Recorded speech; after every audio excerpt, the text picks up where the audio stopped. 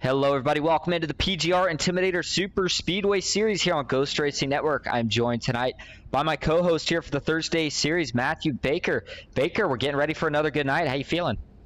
Oh man, I see a full field out here, 39 trucks I believe. 39 trucks out here. It's the biggest field we've had. It's going to be some of the best racing, highest payouts, 150 to first, 100 to second and third, and then the same payouts follow. Well, we are getting ready to go, and on that note, let's get down trackside. Drivers getting ready to roll off, so we'll go ahead and start tonight off with your starting grid. Starting on the pole tonight, it is going to be NBG Motorsports. Sean Hill starting second on the outside line. It's going to be Steve Korsak. He's back, ready to make some noise for Dale Cup. Kevin Fraze and John Mullahan from McCall Motorsports going to make up row 2. Kevin Fraze is on the mains team. Nash Brambilla, one of the solo drivers, going to be starting 5th, and he has Cody Nagel, Steve Korsak's teammate, to his outside in 6th. John Ellis Jr. makes up 7th, John Ward in 8th. It's going to be Jack Kignite in 9th, and Jason Maines rounding out the top 10.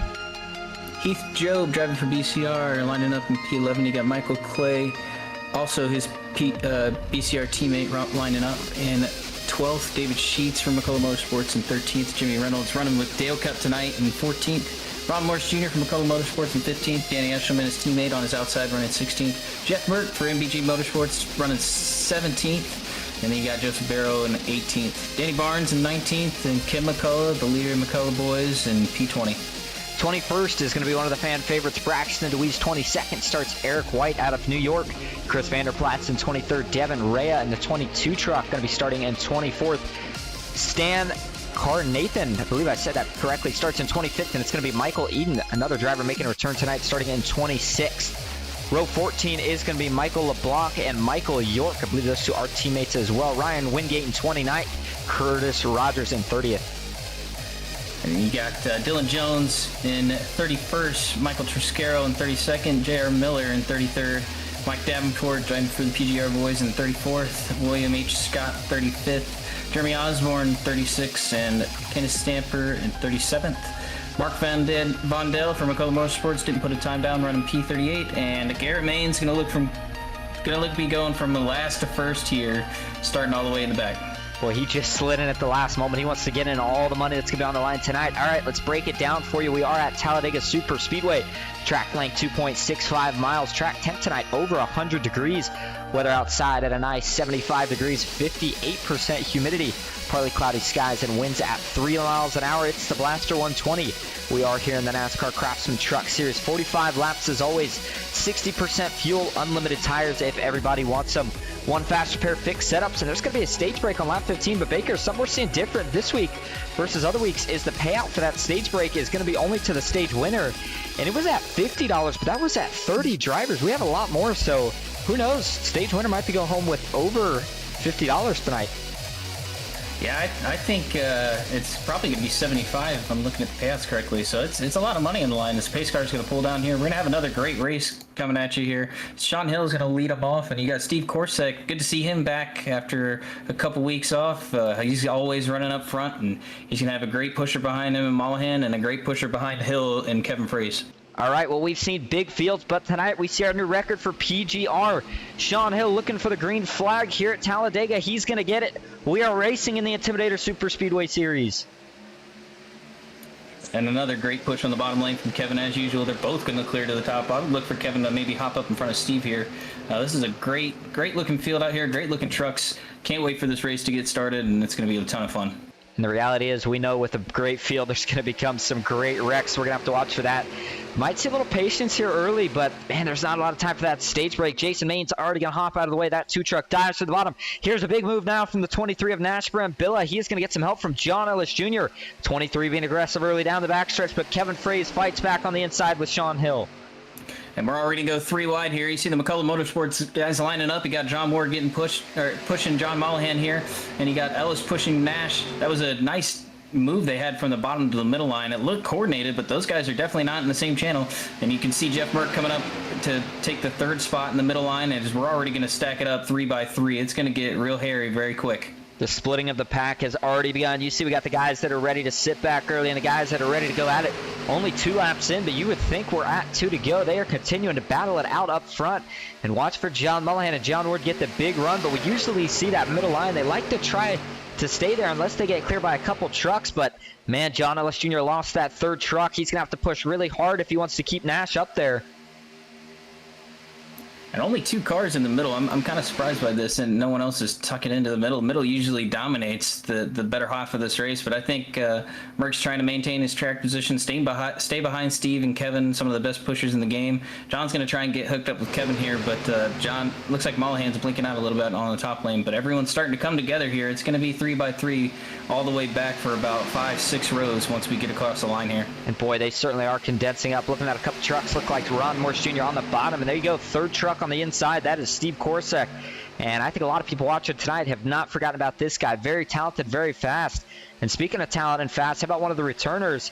And that is Braxton DeWeese. Normally he likes to hang back. He is getting right up in the middle of the mix here. Currently sitting in 7th position, already up 14 spots in just 3 laps from where he started. Another big mover that we're going to be keeping an eye on is Garrett Maines looking back. Not sure if he's decided to move all the way up, as it looks like he is only 5 up, currently sitting in 34th. And in fact, he is stuck in that back pack right now. Not sure what's going on, but looks like Garrett is running a different paint scheme tonight in that 38 truck. Yeah, he was talking about it on the stream a couple nights ago. He wanted to run a new paint scheme. I know he was working on it with Sean Coughlin, if he's listening in the chat, but he puts together some good paint schemes.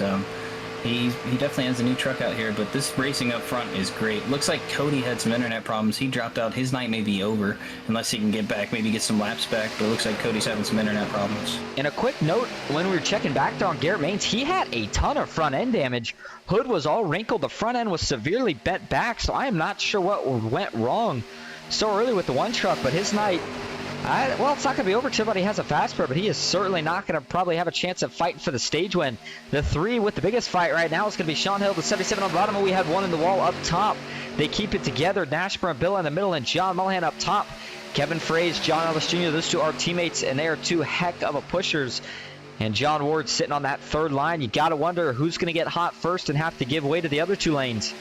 I just went back and watched that replay with Garrett. It looks like it's on the restart. There's a huge checkup on the bottom line, and Garrett just can't get out of the way in time and gets in the back of Stamper, pushes him down pit lane, and destroys his front end. And speaking of that replay, we'll go back here and take a quick view of it. There's the 30 already spun out in the grass. Man, big mistake to make early on. Nothing I'm assuming really either driver could probably do here. But here's a look at it. Green flag in the air, and oh man, yeah, big checkup. Stamper slams on the brake, but a little too soon for Garrett Maines to have any chance of stopping. Nothing either driver can do. Doesn't draw the caution, but man, that was a tough break for Stamper as well. Back up front though, they are staying 3 by 3. We are 1/3 of the way through stage 1. $50 on the line. You can tell everybody wants it, and at this point, with as crazy as they've been, I'm taking notes. I'm sitting here saying to myself, after we get the stage break, man, you gotta go to the front. I know sometimes guys like to play it safe, but I'm looking right now. If you want a chance of winning this thing at the end, I think you got to start working your way to the front right now. And it looks like that middle line's starting to push pretty well now. John's giving a great shove to Nash, and the middle line's able to stay stable, and they're able to stay stable because you got Braxton in the middle in that 3rd car position, able to keep that middle line rolling and keep the bottom line trapped where they're at. And everyone's just trying to bide their time, get to this stage, push, and try and get that money spot. Well, we are all about trying to recognize some of the new guys, and here's one of them out here tonight, sticking it to some of the veterans. How about the 82 truck of Stan Carnathan, currently up 15 positions from where he started, and he is rocking the middle line just behind that 8 truck of Braxton DeWeese. Give a couple people in the channel some shout-outs. We can't read everything right now, but looks like we do have Chris in the chat. Baker's mom's in here, Justin Sorrell, Chris DeWeese, Jessica Thompson, and Doug. All in here wishing everybody the best. We thank you for tuning in, rooting on their favorite drivers. And I've got to believe everybody is enjoying the racing action they are seeing right now. We saw 4 wide a couple weeks ago. We haven't seen it since then. You can do it here at Talladega, Baker, but as we see guys coming up on some lap trucks, oh, they're not going to save that one. And we have a 2 truck wreck in the back. Looks like the 88 Oh man, he's got pretty heavy damage, and someone else is in that as well. Could not tell, but that looks like Michael York. Oh man, one of the new drivers tonight. Boy, that thing looks destroyed. Absolutely destroyed. It looks like middle line got a little bit high. It looks like the 5 car, the 7 car of Eric White comes up into the top lane, and it gets everyone squirrely, knocks the 88 sideways, and chaos ensues from there. Wow, Michael York almost does a front flip with that 88 truck. We had a couple guys almost go over. They're all able to keep it on the ground. Let's take a look from the chopper view. And that's just, I mean, you know, might be a mistake, but at the end of the day, it's just part of that race, and really early that guys, you know, they're going for that big money on the stage, and some guys might get mad, but hey, that's part of what makes this exciting. And I believe that 7 truck, as you were kind of noting there, Baker, I believe that might be one of the, not new guys, but newer guys. Is that? Yeah, Eric White, and then you have Jack Hignite on the high side. He was there last week. He was running really well. Actually, the last couple weeks he had been running pretty well, but looks like they just kind of came together in the middle in the top lane, and it got all crazy. But that wreck with the 88 car, if you look at his secondary contact on the back end, almost throwing him over, that's 2 weeks in a row we've seen a netcode contact. Remember when Garrett flew over the other car, that people are just getting thrown all over the track. And it's unfortunate too, because as a driver, you know, unlike real life, you can keep driving here in the game. You don't have to worry about injuring yourself. So guys, they continue to try to drive out of a wreck, minimize damage, and unfortunately when the game does something like that, you really can't minimize damage. And unfortunately that gave the 7 more damage than he would have liked as well. Oh man, there's Heath Job rocking a new team tonight and rocking a pretty nice Code Red Mountain Dew paint scheme, but he's going to have to go use a fast spare for sure, as I think both other drivers will. We know that the front end damage usually is more severe than anywhere else on the truck, and we got a couple of them sitting on pit road. We had a couple come down pit road as well. I think if you're towards the back, I like this choice. I was always a fan of, if you're not up front, you might as well take some extra tires, extra fuel.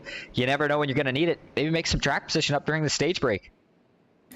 Yeah, it looks like we had the top 10 stay out, like we see every week. If you're not in the top 10, come down, take some fuel if there's an early caution. Maybe try and flip the stage.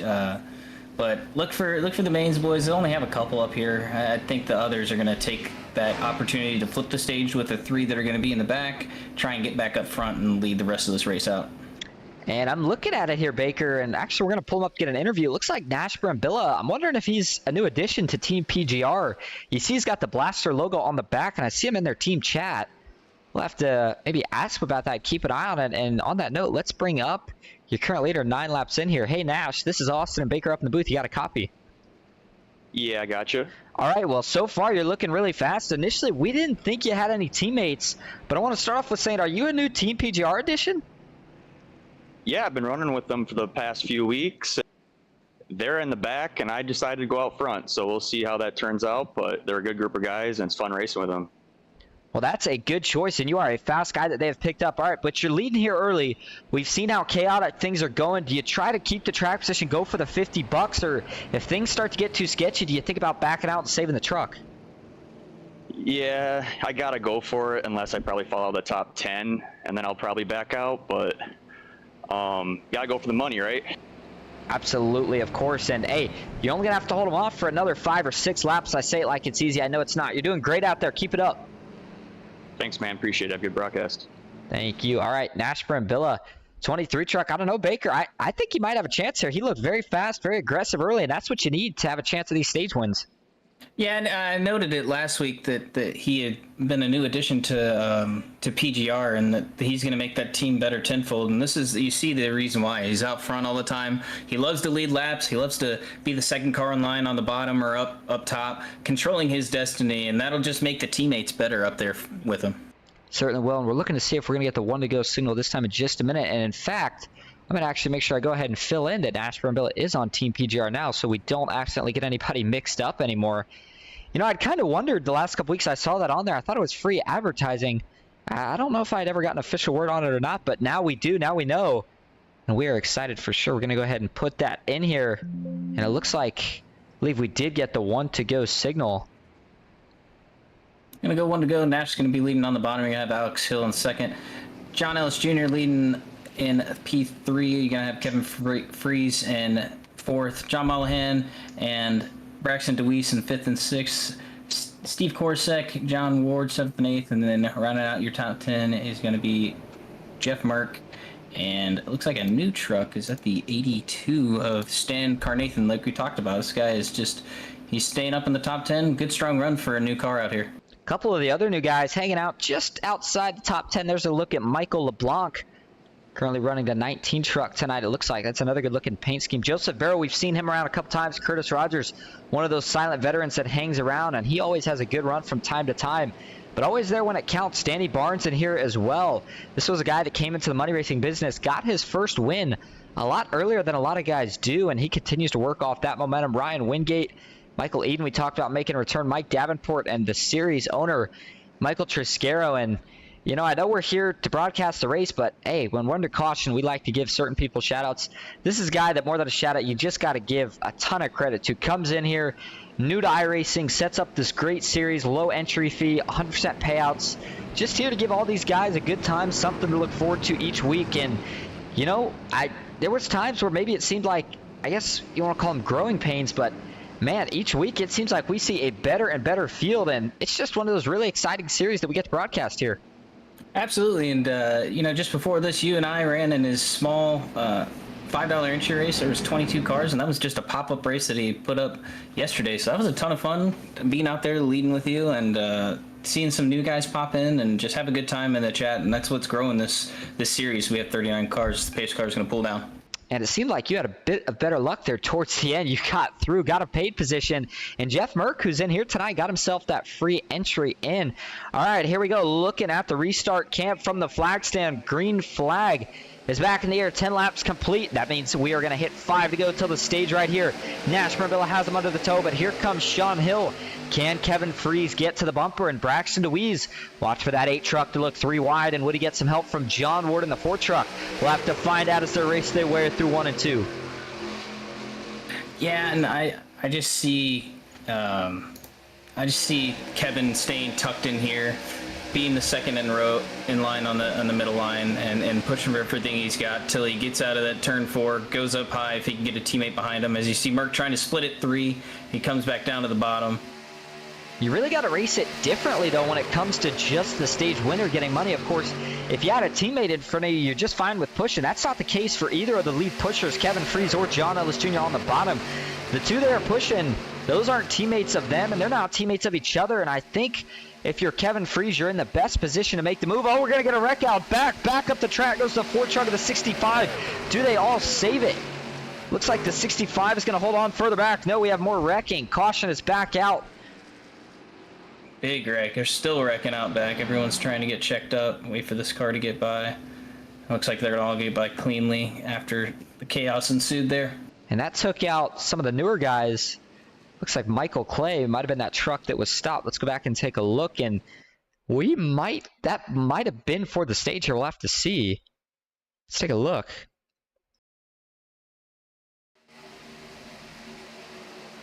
The wreck's actually going to happen further up, so we'll see if we can start with the wreck. It was Joseph Barrow was one of the trucks the first run around with him and Curtis Rogers. Curtis Rogers did a heck of a job saving that truck. But, you know, we know at these kind of tracks, Baker, you go around in the tribal, that grass, it's slick. And when I saw these 2 trucks coming back up the track, you kind of knew this was going to get big. You see the 65 Curtis Rogers. Danny Barnes just sneaks by, and the 11 of Dylan Jones, great avoidance there as well. And you see Nick Warner nowhere to go, and now the 4 sliding back up the track, and this is where we're going to start to get some more guys involved. Man, it just looks like another bad case of netcode. Once you get a lot of cars in the sim like this, if everyone's connection isn't the same, if you have someone a little off, they could get a bad netcode. And those, looks like that's what happened between Curtis Rogers and Barrow there. Nothing you can do. That we see that a lot in these races. You know, I guess the good news is with a field this big, for a wreck like that to really only, I would say, I don't even know if the 4 truck doesn't really look like he got damaged. We did have another truck that was, I believe, the 33 of Michael Clay. He might have got the worst of it. Everybody else, I think, escaped either unscathed or just with minor damage. Should all be able to be fixed via optional repair. We'll take one more look at it here.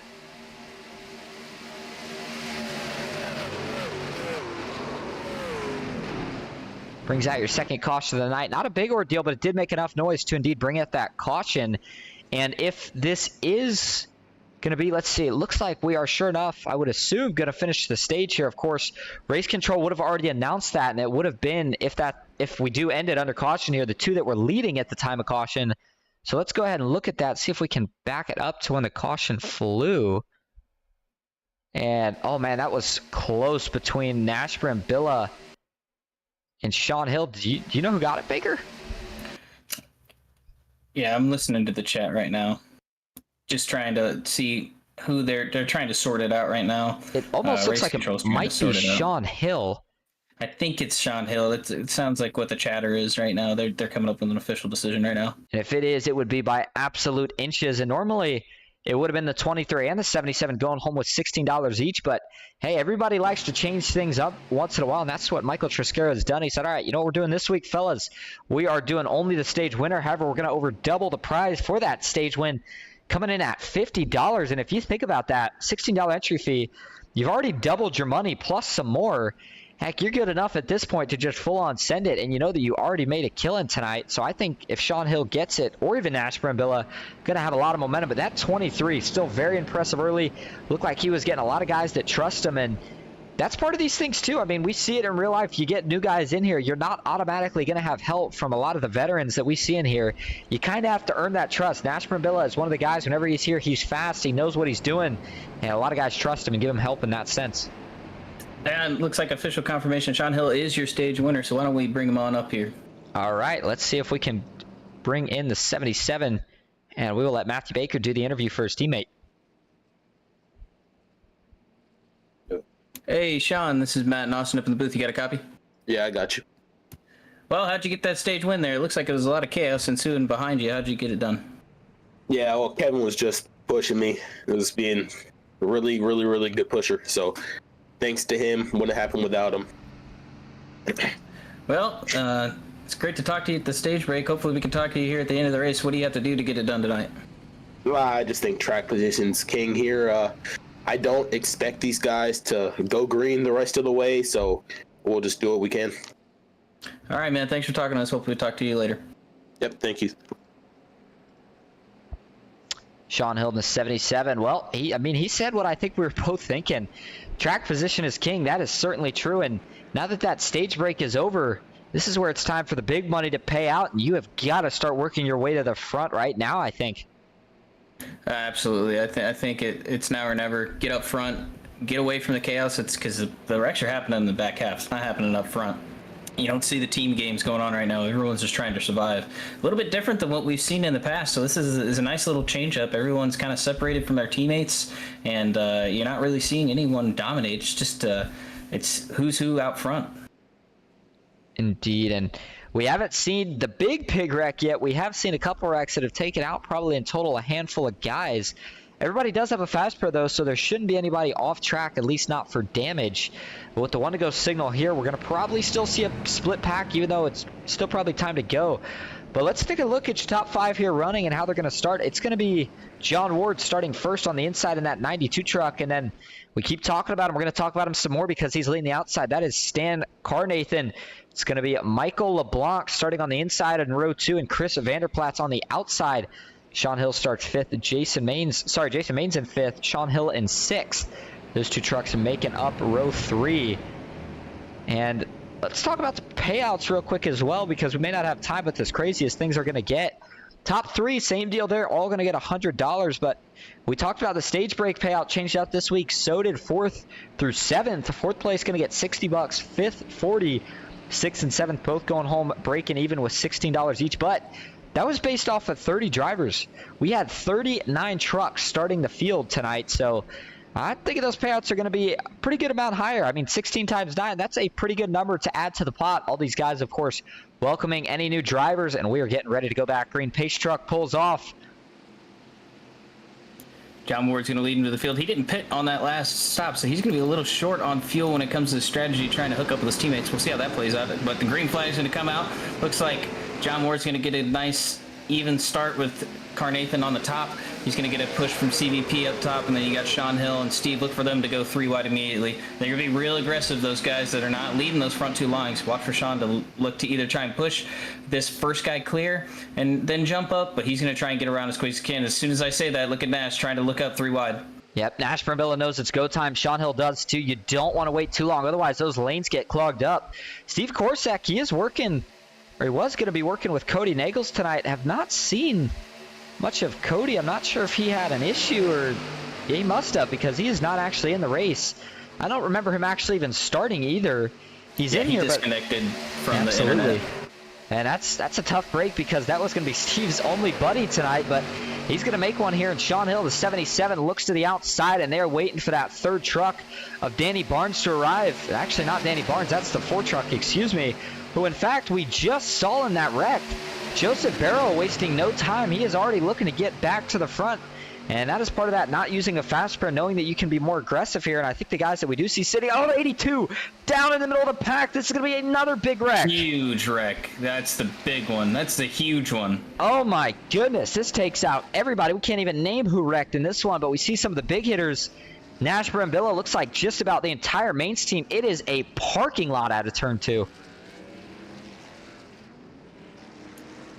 Jimmy Reynolds disconnects. Merck got turned sideways, and it looked like he alt F4'd off the track. I don't know what happened to him. He's not anywhere on the track to be seen. He got turned, and then it completely just disconnected. I don't understand what happened there. Well, this is going to start with that mix of the field, if you will. I mean, we see the 82 up front, and let's take a look at exactly what happens here. I couldn't tell off the initial look if it was net code or if there was some contact here. Does he wash up a little bit here? Does Chris maybe push him up a little bit? It's looking like, ooh, you see the 21, looks like maybe doing a little pushing in the corner. Generally a no-no, especially if it's 2 guys that maybe don't work together all that much. And once he pushes him up, he doesn't really give him a chance to come back down. At least that's kind of how I looked at it. And then once the 82 comes down, I mean, from there, it's on. At this point, it is a mad dash, trying to get through it. Mullahan, no chance at sneaking by. There's Jeff Merck up into the outside wall. The 19's in it. Triscaro, absolutely nowhere to go. You see Kevin Freeze. He is trying desperately to check up, but at the same time, he's got nowhere to go. There's Garrett Maines. He had to use a fast repair earlier. Remember that. And he's going to get tagged in the door. Does he get it anywhere else here? Looks like maybe not. Maybe sneaks through.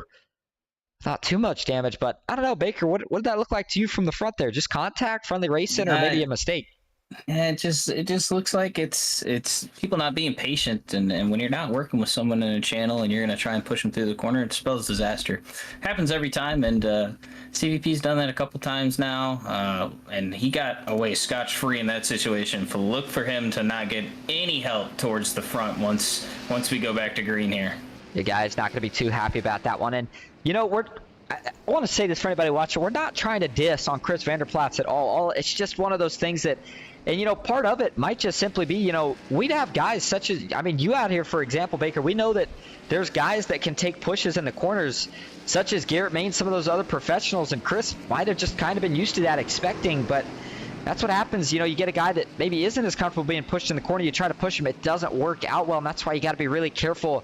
And I always like the idea of saving that kind of stuff until the end when you really have to do it, because we know you can still maintain position. You don't have to necessarily push in the corner to do so.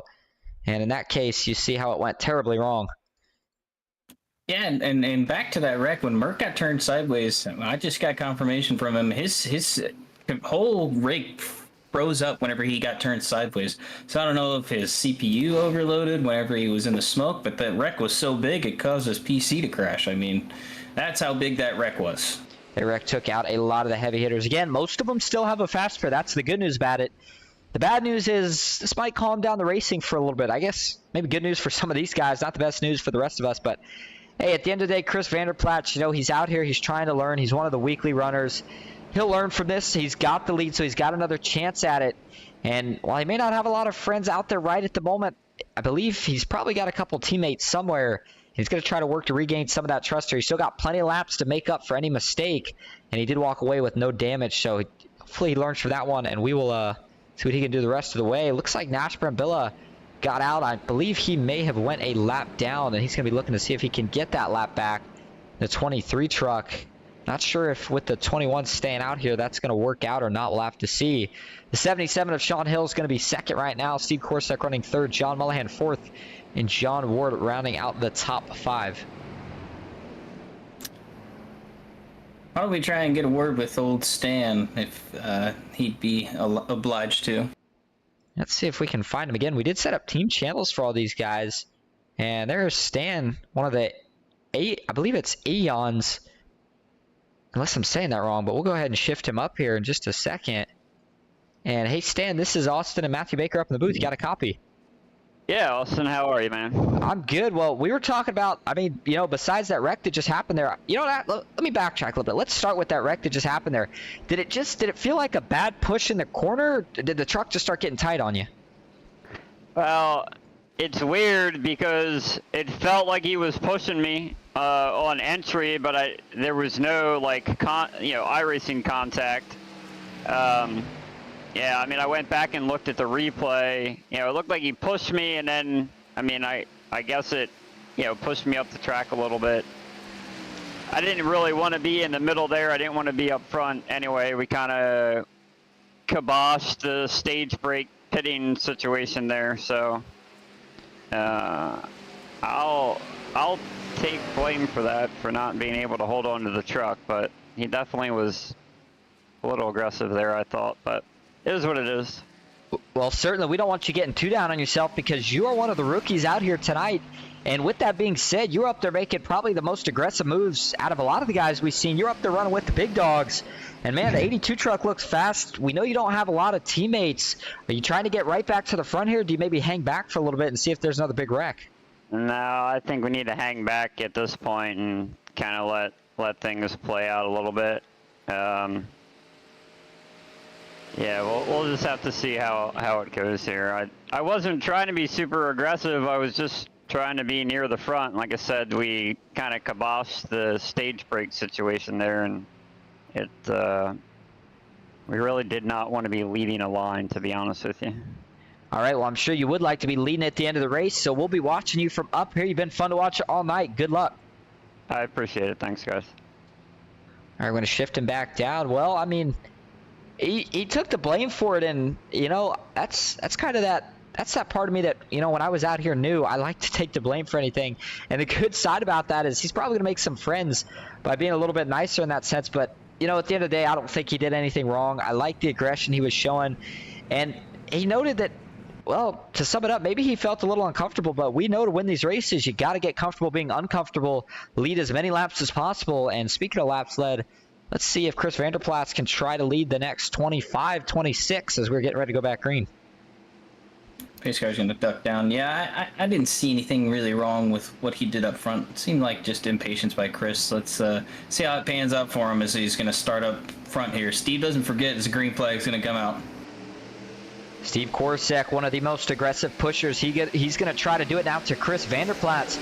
See how steady of a wheel Chris can do. Steve knows how to push with the best of the best. He's one of those guys where you almost feel like you're going to wreck as hard as he pushes you, but he never really does wreck you. He's just that good at pushing. Don't look now, Braxton DeWeese sitting fourth on that inside line, watching for him to start turning it up just a little bit. Sean Hill on the outside. He's got at least one of his teammates lined up. That's John Mullahan, and he might, oh no, sorry, ex-teammate, excuse me, I meant to say his ex-teammate lined up. His other teammate, Jeff Merck, is not in the field tonight, so McCall Motorsports, not sure if they're going to be too pleased working with that 77 or not, but right now, John Mullahan, he stays content, not looking for a third lane just yet. Steve Korsak did find his way up to the top. Oh, the 6! Gonna get turned. That's a quick caution for him, but it was a good save. Great save by William there. Quick caution, but better to be cautious than not, and everyone's gonna get through that unscathed miraculously. Man, that's one of those cautions that you like to see it and you don't. You don't like to see it because it's taken away some of our laps for that great green flag racing that we've seen here in past weeks. You like to see it, though, because you certainly don't want to see a bunch of trucks piling up because they're worried we're not going to get a caution. But, man, that might be the save of the night right there. How about that? Let's check it out here. That was a very quick trigger, as you talked about, Baker. I'm surprised. I didn't even know iRacing threw him that quick. But the 6 gets wow, it kind of uses the 03, but he never even got sideways coming back up the track. He was straightened out as soon as they got to the apron. Looks like Merck got back out on track. He's going to be 2 laps down. You're going to look for a lot of lucky dogs here in the position that they're at right now. Looks like Michael York is possibly going to get this next lucky dog. And they still cannot make it on fuel either, so we're still going to have a green flag pit stop with that early caution after the stage break. But if we have one in, I'd say 10 laps or so, then it might start to be a lot closer, and they might even be able to make it. But up front, Chris Vanderplatz is still leading. Steve Korsak second, John Ward third, Sean Hill fourth, John Mullahan fifth, Braxton DeWeese still hanging around the top 5, just outside actually in 6th, up 15 positions. Ken McCall Jr., no surprise to see him up here, one of the most veterans, if you will. He knows how to do just about everything in regards to money racing. Looks like Mike Davenport is currently in 8th. 9th is going to be William H. Scott and Kevin Freeze rounding out the top 10. Danny Escherman just outside in 11th. And we do see a good amount of pit stops. And, I mean, Baker, do you think this is just guys wanting to top off? Yeah, I think everyone wants to come in here and top off. It's going to be great for the guys a lap down, 2 laps down. They're going to come by, get their lap back, get back on this lead lap. Looks like it's going to be Merck getting one of his laps back. You're going to have Michael York getting a lap back, Garrett Maines possibly getting a lap back as well, unless he pulled down pit road, which I wouldn't have really understood. But no, it looks like he's going to also get a lap back. Giving Garrett Maines any laps back is a very dangerous move, especially if you can get him back to the lead lap. We'll see if that does it for him right here. It looks like it might. Put him back on the lead lap. We'll have to find out. But it is going to be now under 25 laps to go, so we're starting to get down to crunch time and going over a couple things that we do have to go over during each broadcast. The first one being where we head next here for Ghost Racing Network, at least me. I will not.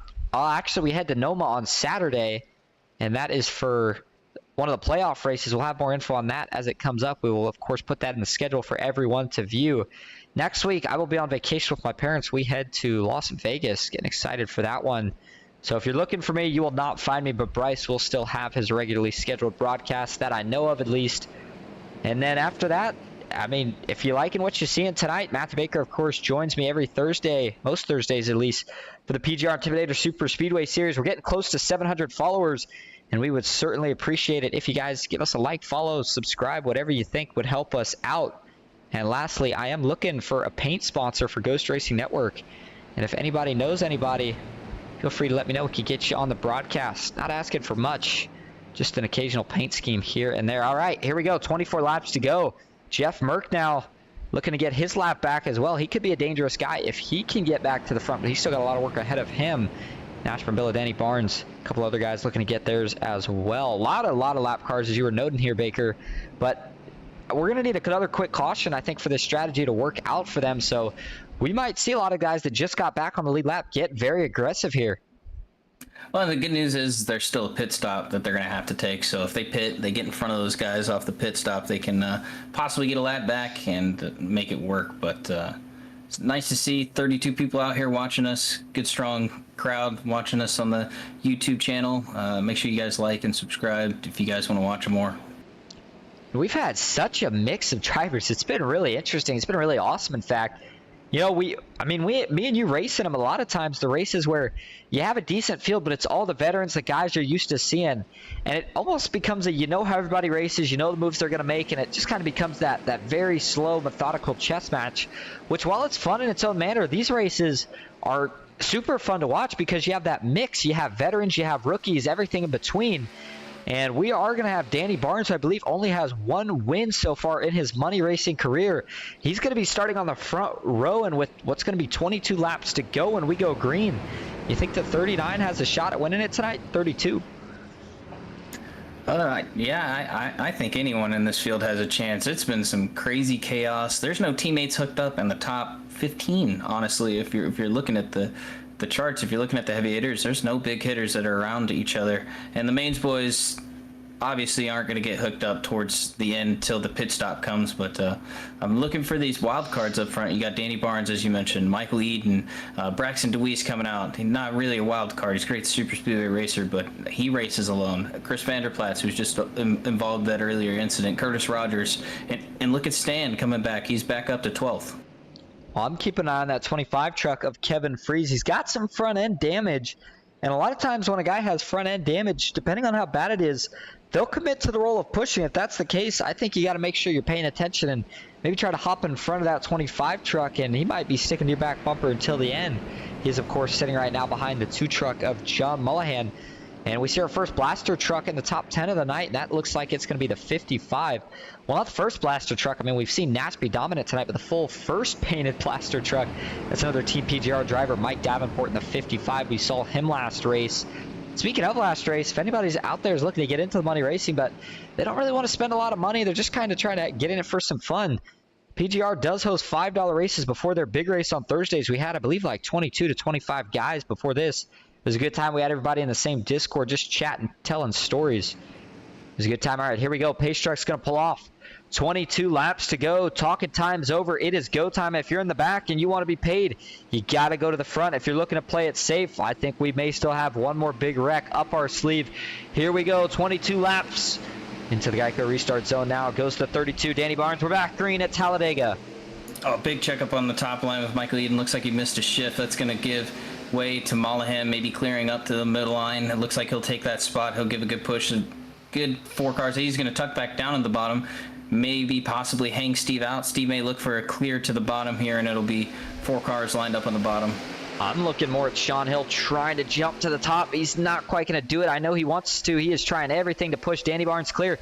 Still can't do it. Now he does. Hops up in front of Steve Korsak, and that's going to be a big move now. Can Michael Eden get there? That 3rd truck would be a great supporting role.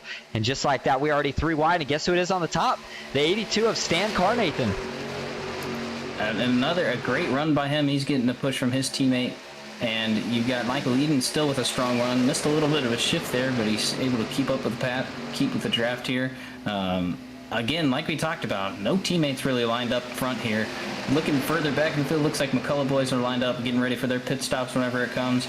Most of the mains boys, besides Kevin, looking to get their pit stops done. As you see, Carnathan coming up to the top again. And he is looking to get a push here from the 19 of Michael LeBlanc. And we talked about we had some new teams here tonight. I believe that might be one of his teammates. Sure enough, it is. Another Aeons Motorsports driver. Oh, man, they're getting really, really squirrely now. That 3 wide pack just all of a sudden tightened up and hurried down the backstretch. Part of that's because the 34 of Michael Triscaro jumped up top, but he's got pretty heavy front-end damage.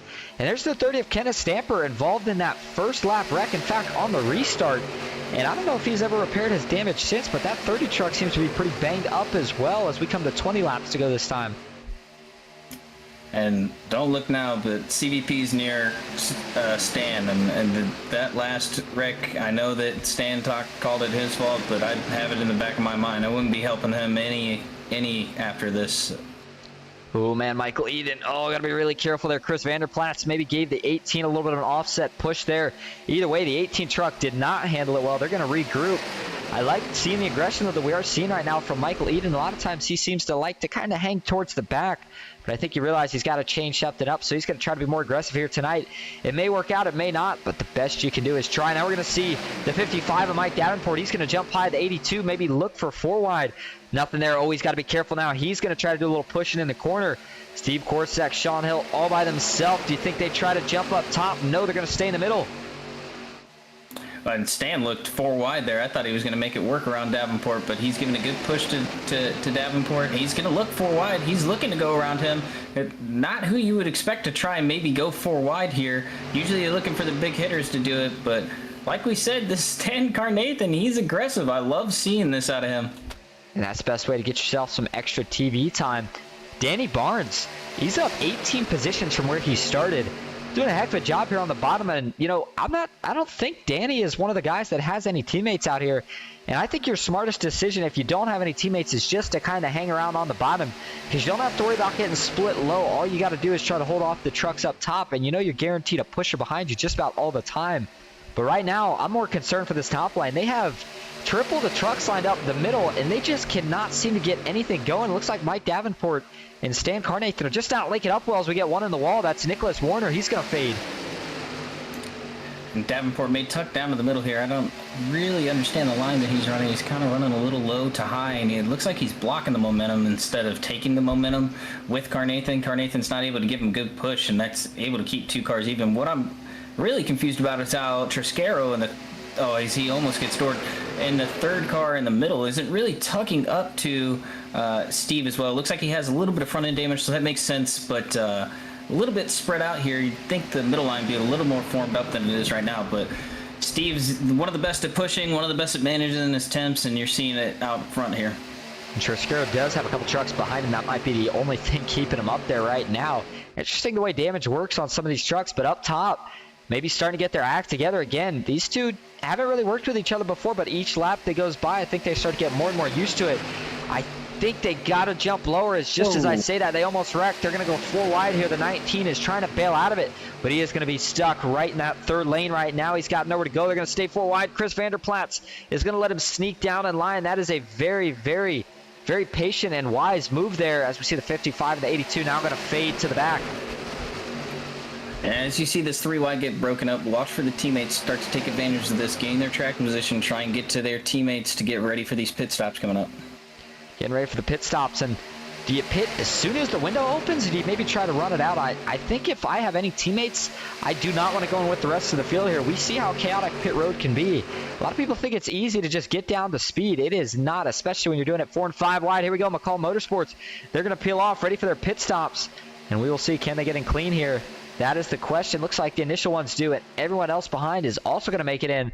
Couple little lockups, but nothing that's going to hurt anybody too bad, as it looks like Devin Rea and Nash Brambilla are going to be the 2 oddballs. Oh, and we got a car in the wall in turn 1. They're 4 wide. Looks like they're saving, then they crashed. Wreck.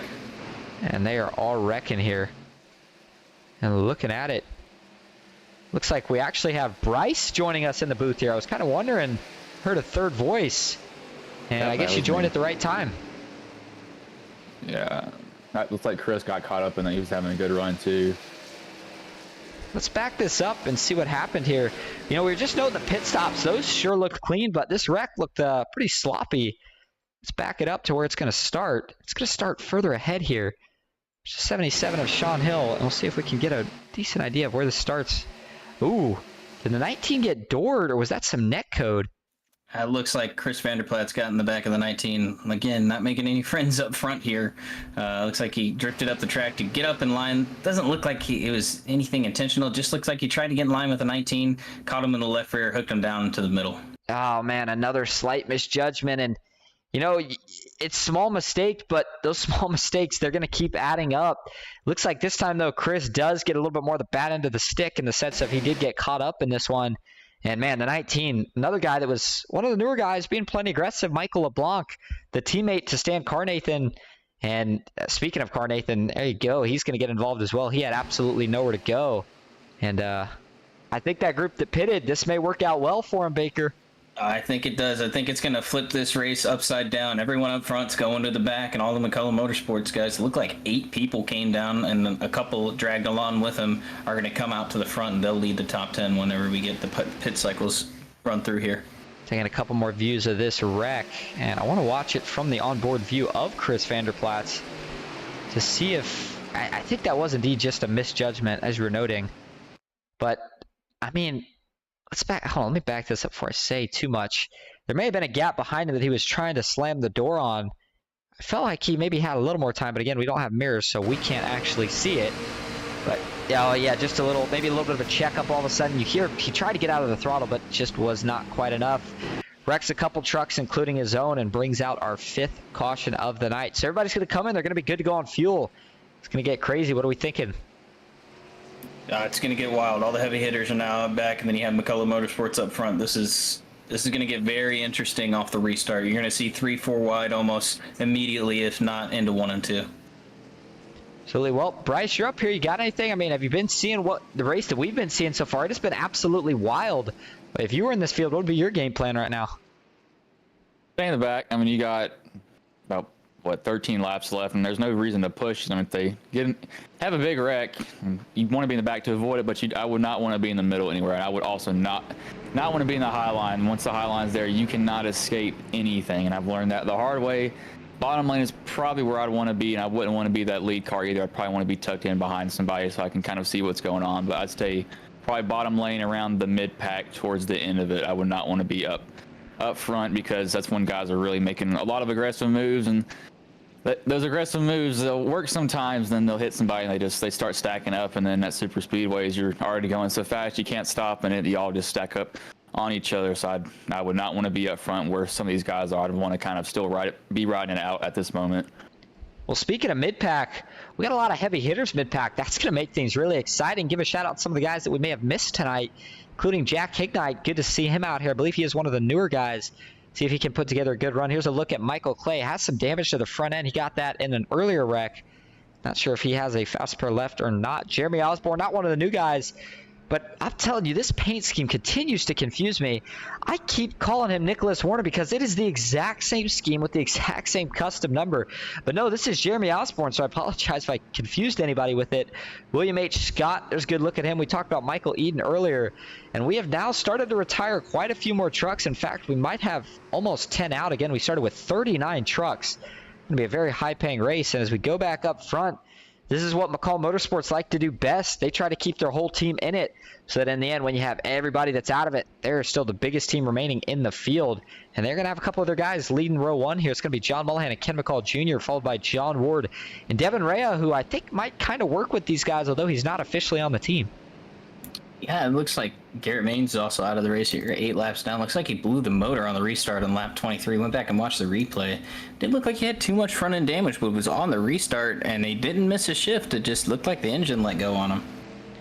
Very interesting. The way that's another one of those things. Sometimes you don't have a meatball, or no, excuse me. Sometimes you don't really have that much damage. You get a meatball. Sometimes you feel like you're destroyed and you don't have a meatball. That's a tough break for Garrett Maines, especially on a night when we know he's usually a favorite, and tonight is going to be, I believe, the highest paying night, at least for this entry fee in PGR Intimidator Superspeedway Series history. And we are getting ready to go back green to decide who's going to win it. McCall Motorsports looking further back. They have 2 more guys after Devin Rea and Danny Eshelman and Ron Morris Jr. David Sheets as well. I mean, Mark Vondell, they are all up here with the way that caution drew out. And if they can get 2 of those guys to the third line, I think the only way we're seeing anybody else with a shot to win is if we see 4 wide. And that 4 wide's going to come in no other form than Steve Korsak. He's 9th. He's 4th on the bottom. 5th on the bottom. He'll look to either try and split 3, or he's going to go 4 as soon as you get to the tri-oval. And who's going to be right behind him? It's going to be Sean Hill. So it always amazes me is the differing mindsets. Some of these guys out here are probably saying no way to 4 wide. They probably don't even like 3 wide.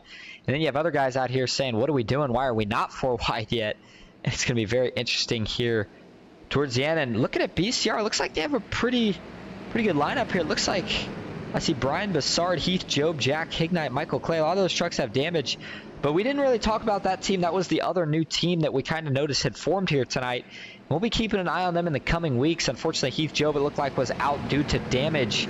And Michael LeBlanc, some of the other team, Michael LeBlanc not on that team, but some of the new team guys in general had big damage. All right, it's going to be 12 laps to go. They're working their way out of turn 4 here. Pace truck's going to pull off. Nashburn building the 23 truck as well. Already pulling up a little bit, maybe looking how the view is going to be from that third line, as we know he's getting ready to take it. And I think he probably texted Sean Hill and said, you better get up to that third lane as quick as possible. We have got to go. And then you got Kevin Freeze lined up behind Nash and John Ellis. So that third line's going to be coming strong. And you see if the McCullough Motorsports guys going to try and control all 3, or if we're going to see 4 wide pretty quick. We still got quite a few trucks remaining. In fact, still have a good amount on the lead lap. Looks like 30 on the lead lap to be exact. Still everybody with a chance to win. Green flag back in the air.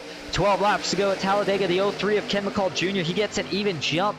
The backstretch on the first lap, that is where the momentum always carries for the top line. If you're John Mullahan, do you think about side drafting your teammate? If you're Ken McCall Jr., what are you thinking about here? Do you try to get clear? If you do get clear, Mullahan, or do you stay in the top?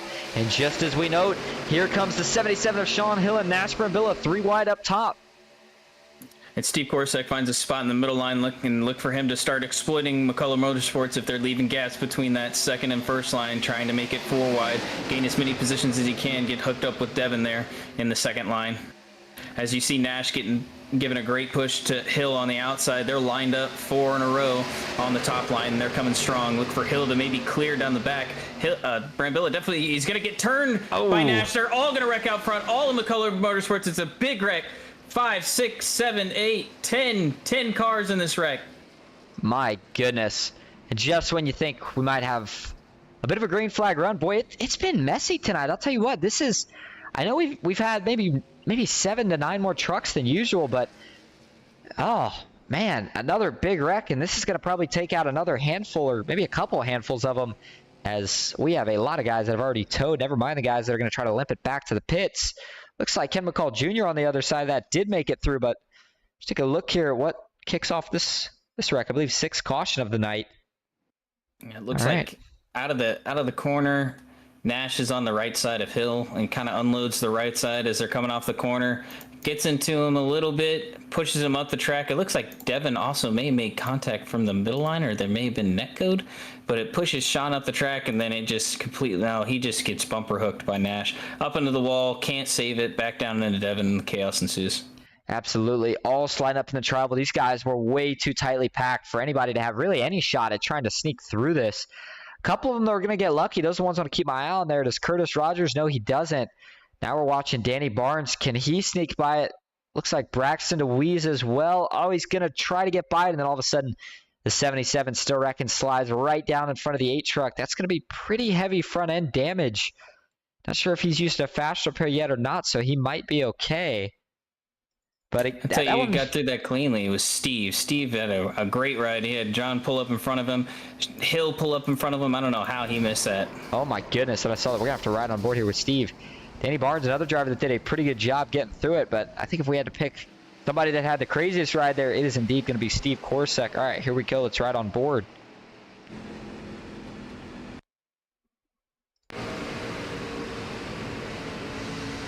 Oh my goodness. Wow, the 77. Look at the hands work for the 27 of Steve Korsak. That was absolutely insane how quick he could react to that.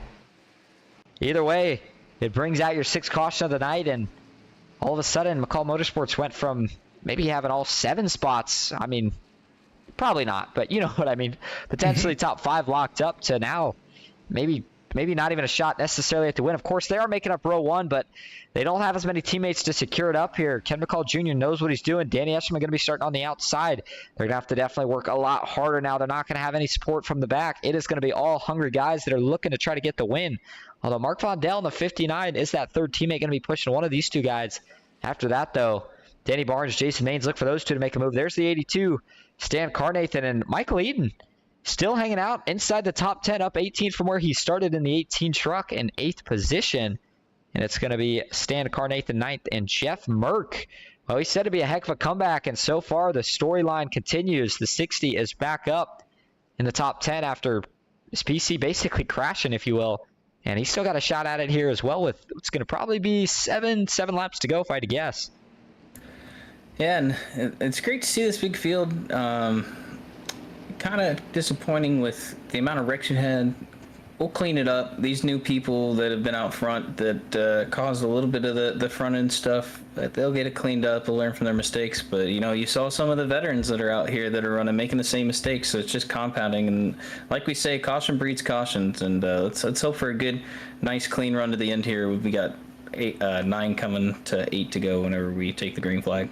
Well, we don't. Unfortunately, we don't have any of the McCall Motorsports group in here, so we can't interview your top 2. And that would move us right on to 3rd place, and that is going to be Steve Korsak for Dale Cup. Let's see if we can get a quick word with him. Steve, this is all set up in the booth. You got a copy? What's up, man? All right. Well, you got a couple McCall Motorsports drivers kind of boxing you in here. But first of all, that wreck you avoided, how in the world did you manage to do that? Hey, it's nice to be lucky every once in a while, right? You can call it luck, but the way I saw those hands work, there was definitely a skill aspect to that as well. All right, now you're going to be starting 3rd on the inside. What are you thinking here? Do you try to get him clear, jump to the top? Do you maybe try to force the middle, or how do you get about this? I'm not really sure what to do. I guess I'm going to try and push. I'm just going to try and push Ken and see what happens here. All right. You know, it's been a fun race. It's been tough. I don't have any teammates this time. That's what I was just going to ask you about next. I was going to say, all right, well, you don't have any teammates because we saw Cody leave. But, I mean, you're one of the veterans out here. We know you got some friends that are going to trust you, some of the rookies. They see that 27 truck is fast. And who knows, we might see you end up in victory lane. Good luck. Thanks, man. And I'll tell you what, one of the things that I'm still working on as a broadcaster is actually being able to identify when someone is done with their sentence. Kind of cut Steve off there. I do apologize for that. But all right, Baker, who you got a driver you want to bet on here? I mean, who do you put your money on? The pace car at this point. He's led a lot of laps tonight. But no, in all seriousness, I think Danny Barnes had a great run. If he can get back up front, he's had a stable connection with anyone that's pushing him when he's leading that bottom line. And everyone's going to be shuffling, trying to get to their teammates in the second and third line. That may just clear up him for the bottom. And Steve doesn't have any teammates, so he's going to push whoever's in front of him on the bottom. He's going to push Ken for everything he's got here for these next couple laps. So I don't look for him to make a move until it's out of 4. And good news for the Braxton DeWeese fans, he is still in here, and he did have a fast spare, so he got that 8 truck cleaned up. He's going to have another shot at it, but he's in kind of that dangerous zone. He knows that he's got to go to the front, but also if he gets caught up in a wreck, his night is over. The 77 of Sean Hill looks like that truck is cleaned up as well. William H. Scott, Ron Morris Jr.'s got some damage. Michael York, the 88, looks like he also still has some damage. We saw him in the, I believe it was the first caution that actually came out. He's still set to the back, has not been able to battle back since, but pace truck's going to pull off this time. It is going to be 8 laps to go. If we can make it all the way to the white flag, I'm not sure, but if we do, this race will be official. Ken McCall Jr., Danny Esserman, row 1, Steve Korsek, Mark Vondel, row 2. Yeah, and another car that I'm looking at has damage is the third car in line on the bottom. So look for the checkups there on the bottom line, and then watch for Eden's checkup with Merck as well on the top line. But it looks like the first 6, maybe 7 will get away cleanly here. And that's the 31 of Ryan Wingate. Green flag back out. Ooh, Jeff Merck's already in jump out of line. Not sure if there was a checkup, but he is going to lose that position to Michael Eden, who's going to take it to the inside. Up front, it was a clean restart, and now it looks like Eden's going to drop back, let Jeff Merck back in. Braxton DeWee's going to slide right around the 18 truck as well. Watch for the 8 truck and the 60 to get linked up. Danny Barnes as well. I think if you're going to go, you got to go now before someone takes advantage. And they're shuffling up, trying to get 3 wide. PGR boys coming up top. You got Merck also looking 3 wide. 2 PGR teammates hooked up top, and looks like another car falling in line with Merck as well. And they're leaving that middle out to dry again. It's a 3-car tandem. Barnes is going to get tucked up, maybe clear up to the top. I don't know. He's taking everyone he's got. Steve Korsek is cleared out, but we know how much he likes to push. And is he going to stay low? He's not. He's going to jump up in front of Danny Esserman. Danny Esserman is not going to go 3 wide. He's going to settle right in behind the 27. And if Steve gets clear, does he jump down or stay up? There are 3, almost 4 wide now. This is where things start to get really sketchy. Danny Barnes look for a block. Nothing there. 7 laps to go at the line. Jeff Merck, he is trying to get 4 wide with Mark Vondel. Can't do it just yet. Danny Barnes is going to close the gap, and they are very miscombobulated as Steve Korsek. No help right now in the middle, and he's going to fall back a couple positions. All these runs are coming out of nowhere. Merck's going to probably push clear to the middle line. Him and Vondel are clear. He's going to hop in front of Steve. He's going to take a push from Steve. Steve will give him a great shot, and I think Steve's in the best position right now. That second line on the bottom is they're going to get squirrely up top. Looks like they're going to wreck out back. Barnes gets turned. PGR teammates upside down. Oh, big incident for the 78. That's J.R. Miller. Cautions out. He is still on his roof, and it looks like he's going to stay that way. Looks like he's still in the throttle. I guess keep your foot in it, but that thing's not going to flip back over. 7th caution of the night, and man, just before that happened, I was getting ready to say, how about the run for Mark Vondel? Looking for a win here, but fortunately we couldn't quite make it that far. We'll have to see exactly where it all went wrong here. Start with the chopper view. Looks like a bad push from Braxton. He didn't, not really a bad push. I mean, he maybe just didn't get out of the throttle in time whenever he got to Vondel's bumper, knocked him a little sideways, caused that checkup, and you see J.R. Miller have a big checkup towards the bottom. He gets driven into the back two by his teammate of Mike Davenport, puts him down into Barnes, and then on the lid he goes. Yeah, Mark Vondel with a good save. And, still hats off to Braxton for letting off. But then, of course, after that, the unfortunate side of it is that checkup. It was overall a good save initially from J.R. Miller. It looks like he did his job, but, he came down and made slight contact with the 7. And then just somehow, it kind of looks like no one else gets involved in this, really. Yeah, it looks like everybody else, for the most part, is good. The 55 of Mike Davenport looks like his engine is smoking.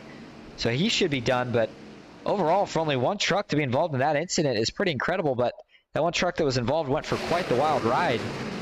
J.R. Miller flips it up, rides along the safer barrier, and one of the most annoying things is when it doesn't flip back over, because all things considered, maybe he didn't have the worst damage, but he's not going to know because he's going to have to go ahead and tow that thing, and that'll probably cost him at least a lap or 2, and at this point in the race, that's just too much time to lose. I just can't believe the lineup that we're seeing right now. You're not seeing any of the mains boys up front.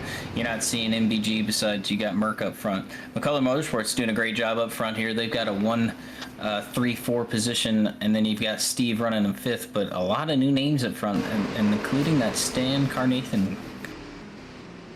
And we were taking our final view from the cockpit view. It's almost like he kind of used that wall to ramp up. And then you see the sparks as he slides, gets into the grass, and I think if it was real life, he'd have a pretty good shot of flipping back over when his roof hit the grass, but not the case here in iRacing, and that's going to cost him pretty big time. Going back live, yeah, you see he's still sitting on pit road, and as Matthew Baker was just talking about, still have a pair of McCall Motorsports teammates that are going to be lined up, and in fact, it's looking like they're not quite going to be bumper to bumper on both rows, just looking like the inside. You got to assume, of course, that Danny Esterman will take the inside. And this would be a very, very big win for Danny Esterman if he can indeed secure it. But he's still going to have, it's looking like, if I had to guess, 3 laps to go here to do it. I don't know. It's going to be close. Jeff Berg, very hungry, and he already got 1 win tonight. You know, he's got a lot of momentum. We'll see if he can make it back to back. If I was Steve, I'd stay tucked in line since, you know, I'm running solo, and that'd be my best shot is to push Mark here to the win. On the top line, it's going to be tough. You're going to have 3 McCullough Motorsports guys lined up on the inside. But a guy we haven't talked about all night, and now he's up front leading this race, Danny Esterman. He's having a great run. But also in 2nd place with a great comeback. Let's see if we can get a word with Jeff Merck here. Hey, Merck, this is Austin and Matt up in the booth. You got a copy? Oh, yeah, I do. What's up, fellas? What's up, man? Crazy race for you. Went down 2 laps, got back on the lead lap, worked your way up front, missed the chaos. How have you got it done? A lot of luck, I'm afraid. I wish I could say skill, but I really don't think it is. I mean, we did do some strategy there to get back on the lead lap, stayed out, got our lead lap around. Then luckily a caution came out, got us on the lead lap, and now I'm running P2. So I told my teammate Alex, I says, man, I just have a good feeling I'm gonna go from 2 down to winning this thing. So we'll see what happens. You know, knock on wood. If it comes to fruition, dude, it's gonna be wild. But all we can do is see what happens here. Well, you got one of the best pushers in the game behind you. Hopefully he stays tucked in line. He doesn't have any teammates around him, so you'd think he'd want to be in the money anywhere he is. Hopefully he stays tucked up with you. You get some words with him, make sure you guys are good to go. Oh yeah, for sure. Yeah, I'm thinking he's gonna push. We're just gotta see what comes to fruition. Like I said, he doesn't have any teammates because his teammate fell out. So hopefully he'll be willing to push. Well, thanks for having a word with us. Hopefully we talk to you here in a couple laps. Yes, sir. Braxton DeWeese, who we initially had noted on the bad end of that push, no damage for him. He is going to be sitting in 7th. And Jason Maines has recovered very nicely. He is back up to 8th. Ryan Wingate still hanging around. Had noted he had a little damage earlier. Not sure if he got that fixed or not. Stan Carnathan, he is still inside the top 10. And Kevin Freeze is now back in the top 10 as it looks like he has finally used that fast spare. Has got that truck cleaned up. He knows he might as well use it now. We have 3 green-white checkers. Hoping we don't need to use them all. But again, the overtime rules, if we make it around to take the white flag, this race will be official. However, if we have a big wreck and caution flies, then we will rack them up and do it again. Watching further back for some of these heavy hitters, Sean Hill, he's got damage. He might as well go looking for him to take it 3 wide. I think Jason and Kevin are also a couple guys that would do it. But I think we might actually see Steve stay behind Jeff Merck here, but you never know. I mean, I kind of, you took the words out of my mouth. He may stay in line, but I don't know. If Jason and Kevin can get the run here, they get it to the 3rd line, Steve can do the best thing he can do to put himself in a position to win. And if those 2 are up top, Jason's going to have to push Steve. He's not going to go 4 wide. That'll just kill all the momentum, and the people from the bottom are going to clear to the 2nd and 3rd lines, clog it up, and they won't have any way around. But Sean Hill is going to be another one to be looking to either split to the middle, try and get to his teammate, give him a good push at the end here. But as we're coming out of 4 here, we're going to take the green flag. All right, well, Danny Eshelman first, Jeff Merck second, Chemical Jr. 3rd, Steve Korsak 4th, Mark Vondell, Ryan Wingate row 3, and Braxton DeWeese in 7th. Those are all your money-paying positions. We already saw Sean Hill get to $50. He might look to get a little more. It might be the final restart. We're getting ready for it into the Geico restart zone. Does he go on green? Does he go early? Danny Eshelman waits for the green flag, and he's going to go ahead and go on green. Good jump for the 6, but Jeff Merck He's going to try to hang side by side, watch for that outside to stack up and get a big run down the backstretch. And you're going to see Steve form up very nicely with Merc here giving pushes. Jason's already going to stall out that middle line. That's going to hurt the middle line a lot. Look for Eshelman to maybe move up, possibly McCullough. Try and push himself through the corner, but Steve's doing a great job pushing Merc, keeping them even. As you're going to see Merc get a great push from Steve down the back. The 31 having that front end damage is really hindering that middle line right now. They're going to line up 3 cars on the top lane. Look for Hill to try and slot to the middle. And as they finally finish rocketing down the backstretch into turn 3, Steve Korsak, he is kind of stuck in the middle. I think that's the line I'd like to be in if I was Jeff Merck. Danny Eshelman has both of his teammates lined up behind him on the bottom, and Jason Maines has a very, very loyal Kevin Freeze behind him, and Braxton DeWeese. Watch for him to maybe look 4 wide, but I'm not sure that he'd get any help. Curtis Rogers, he's looking to get up in the mix as well. 2 laps to go. Final lap for a caution here at Talladega. Further back, they mix it up, but up front, now the inside line starts to fade. Jeff Merck and Steve Korsak almost get clear. Now we see Danny Eshelman fighting back. And this is great racing, 3x3x3 for the first 3 rows. 9 cars have a chance to win this race. Middle line's getting supported by 5 cars. You've got 4 cars up top in the 3rd lane. You got 3 cars on the bottom of the McCullough Motorsports lined up. They were coming down for a great finish. Let's keep it green, boys. Jason Maines has a good push. Jeff Merck, if he gets clear, does he think about the bottom? Does he stay in the middle? One more pair, actually just one more corner, actually, and we should be able to make it to the white flag, finish this thing off green. 3x3, you got to hope everybody can hold it straight. No netcode, no incidents, and this could be a drag race all the way back to the line into the tribal. Jeff Merck still has the lead. Jason Maines up top. Danny Eshelman still on the bottom. White flag in the air one more time around. And Jason is almost going to get clear to the middle. He's not there. Merck's going to try and beat him to the punch. He does. You've got 3 of the best pushers lined up in the 2nd row. You've got Steve, you've got Ken, you've got Kevin. Have they saved enough temps? Who's going to get the win here down the backstretch? Merck's going to lead that line. As you see Jason get a little bit of a run. Look for the side draft from Merck here coming into the corner. Try and stall out that run. Bottom line's going to get all squirreled up. They're going to lose a lot of momentum. Steve may clear to the bottom, but they're 3x3 entering 4. This could be a drag race. Everybody's kept it clean. Oh, Jeff Merck started to wash up. Steve Korsak's trying to push him. They save it. Steve backs off. Out of turn 4 for the final time. Here we go into the tribal. Does anybody look 4 wide? We see the 77 trying to make that lane. At the line, it is going to be a drag race. Who is going to get it? At the flag stand, side by side, it's going to be Jason Maines winning it at Talladega. What a great finish. Great push from Kevin. Looks like the bottom 2 lines got swirled up, and 3 and 4. They stayed stacked on top of each other in the middle line. Braxton did a great job staying on Kevin and got Jason that win. Margin of victory is going to be 3/100ths of a second. It looks like it's showing for Jason Maines. Boy, close finish. Never disappoints here at Talladega. Danny Eshelman 3rd. Ken McCall Jr. 4th. Steve Korsak 5th. Braxton DeWeese 6th. And Chris Vanderplatz rounding out your last money position here tonight and 7th. I tell you, the person who got the worst end of that stick is Kevin Freeze. Go back and watch that replay. Watch him sliding his nose. Looks like his car's about to cross the line, and it gets about 5 feet short, shoots 20 feet up in the air, and he goes into the grandstands, doesn't finish the race. And that would not be the first time we saw Kevin Freeze end up in the catch fence a couple races ago when he was leading. All right, here we go. Here's the big wreck. Let's actually go to the TV follows for it. And when I say big wreck, it was a big wreck. Initially, Jeff Merck had saved it here. It was a heck of a save. Then coming to the tribal, you see once Sean Hill, he decides he's ready to go. He's going to make it 4 wide, and now things are just going to start getting wild. You see the 22 of Devin Rea. Looks like he's going to get up into Curtis Rogers, but that's not where it starts. It starts on the bottom. Ken McCall Jr. maybe just coming up a little bit. Nothing anybody doing wrong. They're just racing at that point. And then everybody's going to start getting in it, sliding, and now it's a mad dash for the finish. Who's lined up better? And sure enough, Korsak and Freeze, they get turned, but it looks like Freeze was able to hang generally straight for a little longer. And sure enough, there you go. Coming to the line on his nose, and we'll have to watch that back. But there's the win. Jason Maines, it may not have been by that much, but it was enough. And in fact, it looks like it was about half a truck length. Let's go back now and watch Kevin Freeze, who ends up, wow, all the way back in 22nd. Oh, that is, oh my goodness. Heartbreaking, to say the least. At that point, I think if you're Kevin, you almost have to just laugh. It's just one of those things where it seems like it is his luck. I have never seen something like that before. I gotta watch this from the cockpit. It's something new. That's what you get here on iRacing. I guess it's something interesting every night. I mean, you got to be thinking to yourself, you're Kevin at this point, oh, well, let's just get across the line. And then all of a sudden, well, from the cockpit view, he couldn't really see much of anything.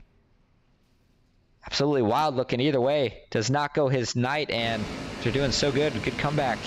Finishes outside of the top 20. We're going to go get your top 3 for interviews. We'll be right back in just a moment.